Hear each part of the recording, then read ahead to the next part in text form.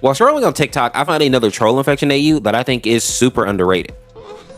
It was created by Zan Inks, and I think the artwork is super unique, and I actually really enjoyed it. Now, this one starts off with Poppy walking around in the woods when she hears her sister and Clay calling out for her, telling her that they actually found Creek, who at this point is not supposed to be anywhere near the village. And for those of you wondering why this is, it's basically because Creek betrayed the other trolls when he was caught by a chef, and he was kind of a jerk about betraying them. Thank you, Poppy. I'm selling you out.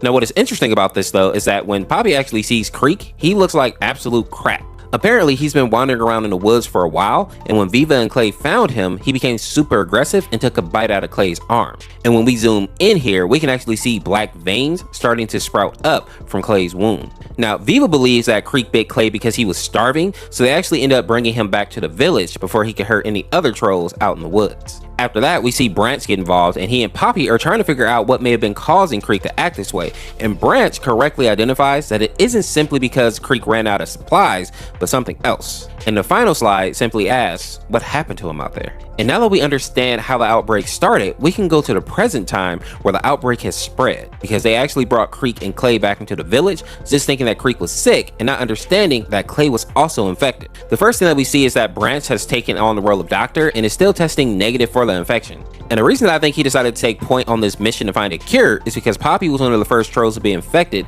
after Creek and Clay. And since Branch has a bunker that's pretty secure and also has a ton of room, he decided to use it as a place to hold the infected and run tests on them.